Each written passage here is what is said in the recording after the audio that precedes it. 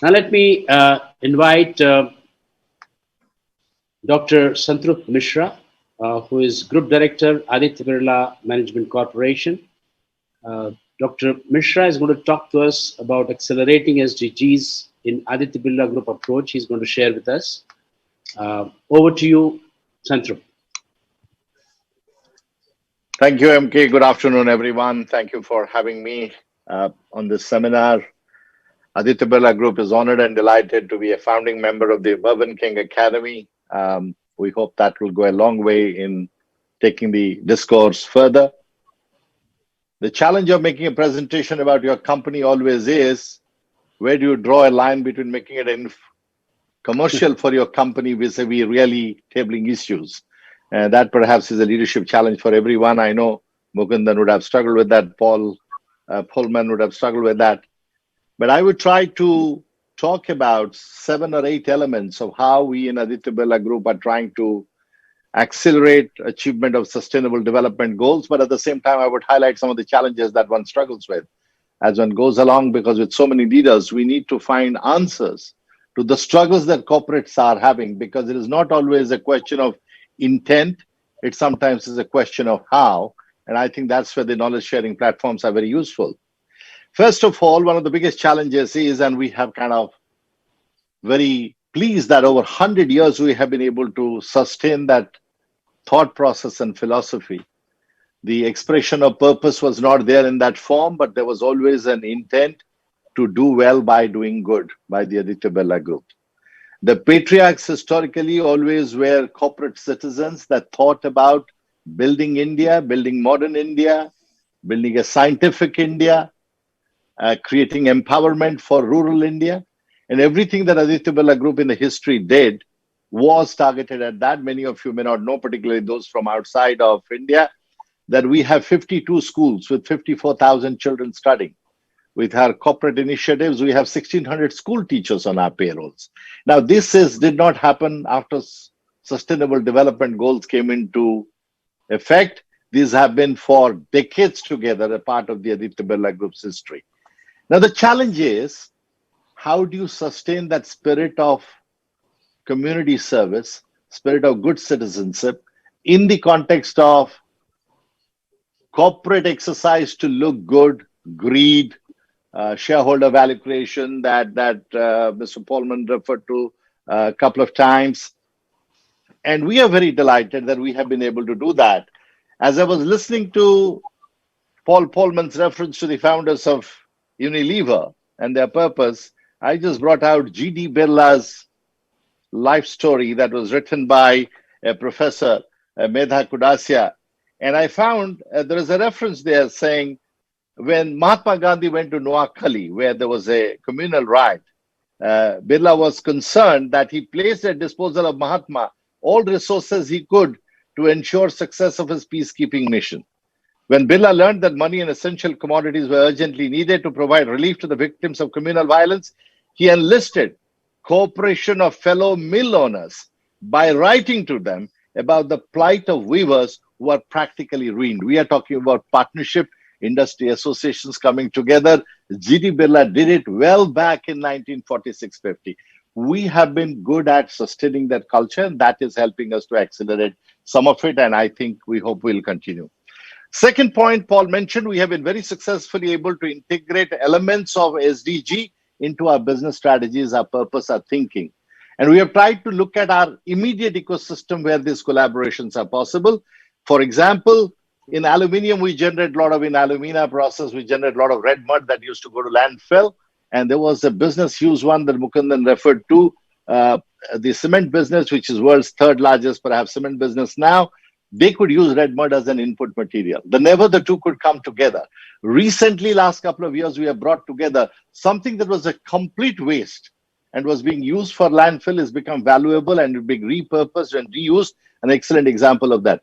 Novelis, one of our group companies, today their end product, 61% of their end product uses recycled aluminium, for example. Similarly, in my own business that I lead, Carbon Black, we have launched a brand called Continua, which is recovered carbon black from end-of-use tires life, and we hope to increase that proportion in usage of tires. You know, a lot of used tires are disposed of. So integration of elements of SDG into our business strategy is what increasingly happening. It is a learning challenge for CEOs. It is a learning challenge for senior managers, functional leaders, how to think about strategy, connecting it with SDG. It's not an easy task, and continuous investment into executive education, learning, showcasing examples, it all helps. The third way, again, very important, that Paul Polman mentioned, and I'm very proud to see that he referred to that. We have been continuously adopting a multi-stakeholder perspective: regulators, investors, suppliers, customers, employees, community. And through these dialogues with the stakeholders, we are adopting new standards and external benchmarks. We talked about the task force on climate-related financial disclosure, and Mukundan referred to my company, Ultratech Cement Limited. We are perhaps only company in India that made a disclosure under this task force's norms. Similarly, Hindalco is well recognized by Dow Jones Sustainability Index. Birla Carbon, for example, uses EcoVadis, an European agency which is used by my customers, leading to our companies to identify how well we are doing on sustainability. My pulp and fiber business uses a LEVA accredited platform to enlist our partners in the pulp and fiber business, including retailers, to provide assurance the kind of fibers and the way we produce and the garments to which they go, they adopt the best sustainable practice. So this continuous adoption of multi-stakeholder perspective, dialogue, etc., help us to accelerate our contribution. Number four, often in the stock markets and financial markets, people talk about conglomerate discount, and we are a conglomerate. In fact, we have tried to change that to convert it into conglomerate dividend instead of discount in the sustainability space through internal knowledge management, best practice sharing, education, monitoring SDGs. If you come to my company on 28th, 29th, and 30th of this month, you will find 3 full days of sustainability conference with internal experts, external speakers talking about technology, repurposing material, new development, global standards, with hundreds of senior managers participating over a 3-day period. And this is an event, not one-off. We do such an event every year to bring in new knowledge and new perspective and insights. And when people go back from there into their businesses, that helps them to link sustainable development goals and elements of that into strategy, and they grow. The other part which Mukundan referred to, and I couldn't agree with him more, about disclosures, public commitments, reporting, helping us to kind of make more sensitive about the commitments we are making through annual reports, sustainability reports, Dow Jones Sustainability Index disclosures. Similarly, we have done industry participation in the mining industry, developing a sustainable mining charter, which has been appreciated by many, many industry participants, and making public commitment. 2 of my companies, Novelis and Birla Carbon, both of them have made a public commitment of net zero.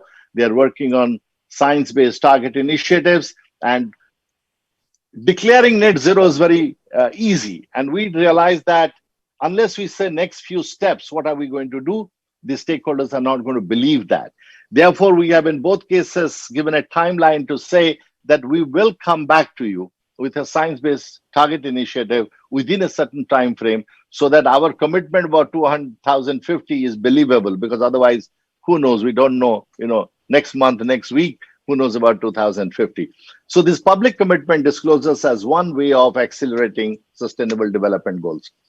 The 6th one that we need to think about, that while it is important to engage leadership, board members, board discussions and all of that, this cannot be an elitist concept confined to the board and company's top elite leadership. It has to be a people's movement. It has to be an employees movement where employees are engaged, buy in, understand, are an integral part of it. We are very proud that we have done phenomenal amount of work in understanding employee needs, their views, their impressions about the company, and more importantly, creating opportunity for them to actively engage in this kind of work with their time, with their expertise, whether it is training, entrepreneurship, leadership in the communities, or whether through our World of Opportunity Foundation, making monetary contribution to provide scholarship to bright children of our workmen and supervisors who get admission to great universities but do not manage to access that higher education because of lack of resources. And this, I must remind you, ladies and gentlemen, the World of Opportunity Foundation, its resource base is not made by money contributed by the company. It is made of money contributed by our management staff who voluntarily contribute to this fund and which is used. Similarly, partnerships we talked about. We have found many partnerships with industry, academia, research institutions in the ecosystem. For example, the group has sponsored in the ecosystem of ours, microfinance organization, mental health organization with expertise. All of this come together and work together. And of course, if you go to our website, you will see hundreds of different programs on community development, local initiatives. And one of the important things in community development that we have historically done is to sit with the local community, work with them to identify the needs. And in different communities, we work differently to build capacity. So for example, if predominantly people around us are tribal population, for example, we talked about women and inclusion, lot of tribal women and young girls either drop out of school or continue to remain in traditional profession. Given that we have a garment manufacturing business, we leverage that opportunity to take it to hinterland of Odisha, where aluminium operations are there, to do skill training of women and girls to be able to produce garments. And we would create factories there for garment production, which will create employment for them, skill building, livelihood creation. Similarly, for example, farmers. Many of our factories are located in areas where the farming community is all around. We have a fertilizer organization. We have other organizations that we take a lot of understanding about farming, protection of irrigation, water conservation, check dams, small and micro irrigation, so that the farmer's livelihood is protected. So in different communities, we do different kind of work.